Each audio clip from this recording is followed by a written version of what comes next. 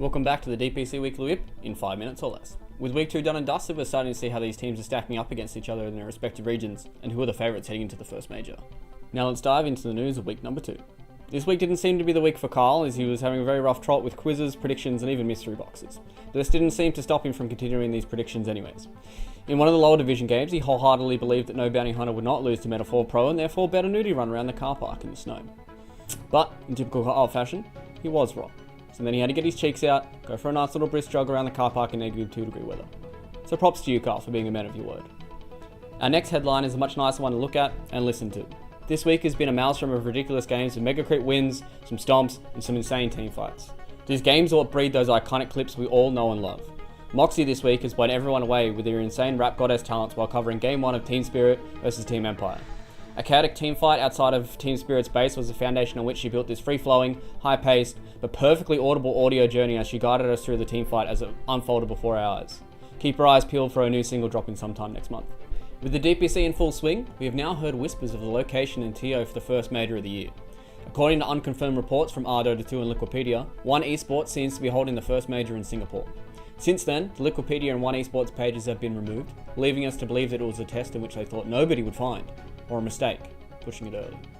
It seems fairly likely that this will be the first major due to the current world situation, but we must still wait for the official announcement before packing our bags. As if the DPC couldn't get any more wild, this week we've had the revival of an old Dota 2 strat, the art of ratting. Alliance have had the spirits of their ancestors flying through them as they take down OG 2-0 with a ratting nature's profit from FNG. OG did their best to try and claw back the game, but once you let the rat in, you can't get it out. Long live the rat. Now let's check in with Fluke for the stocks of the DPC this week. Thank you, Fluke. This week in the DPC stock market we saw the emergence of a lot of new stocks across all the regions. Each one seems to have a different most picked hero so far, making me that much more excited for the first major of the year to see how all the matters stack up against each other. We also saw the drop of a long-headed stock this week, with the 5 carry lineup stock just not getting the rise predicted by OG. After trying to beat Tundra Esports with 5 carries, the stock just continued to plummet. In brighter news, Neon Esports stock got another bump this week after yet another big victory in the DPC. Sitting at the top of the table, the boys of Neon are looking to be the next big thing at the major. Back to you, Fluke, on the desk. Thank you, Fluke. And now on to sport with Fluke. Cheers, Flukes. This week in sports saw most regions start to develop clear frontrunners for the top slots leading into the major. China had Vici Gaming dispatch Magma 2-0 and Asta do the same to Elephant. Then we finally saw Elephant get a win on the board with a 2-0 victory over LBZS. On the final day of week 2, eHome and IG had a full 3-game series with IG closing that one out 2-1, and the final series of China was PSG ODD versus Magma, who then gave them their third loss to the DPC and putting them at the bottom of the table to end week 2. Europe seemed to be running its course with simple victories.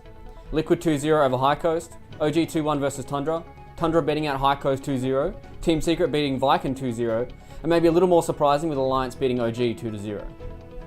NA this week was the cleanest of all the regions with every series going 2-0. 4 Zoomers beat the A-Team, Undying beat 5-Man Midas, EG beat Black and Yellow, Quincy Crew got over the 4 Zoomers, and finally, Sad Boys beat the A-Team. On to Southeast Asia now. Vice Esports still haven't been able to get a hold of the DPC, losing to TNC 2-0. Fnatic squished the hope of Execration fans by taking them down 2-0. Boom kept the major dream alive by closing out a tight series 2-1 over 496. Neon get yet another big victory, taking down TNC 2-1. And finally 496 went 1-3 on the table after losing to T1 2-1. South America this week created a tight middle table battle with 6 teams being within 1 victory of each other. It all started with Thunder Predator beating Team Unknown 2-1, Ego Boys also beating No Ping 2-1 as well. Then Team Unknown got a victory over Infamous 2-0, and Beast Coast continued their untouched streak, beating the Latam Defenders 2-0. Thunder Predator then closed out the week with a victory over SG Esports 2-0. As with every week, CAS has brought up the rear, but this time they also brought the hype as well. Extreme Mum seems to be turning around the DPC run with a 2-1 victory over Team Unique. Then we saw VP be the second team undefeated in CIS with a clean 2-0 victory over Live to Win. Team Empire and Team Spirit had an intense 3-game series with Empire getting the victory with a 2-1 scoreline.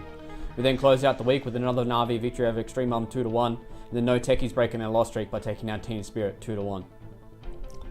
Yes, thank you Fluke for the sport. My name is Fluke, this has been your DPC Weekly Whip. Stay safe, and good night.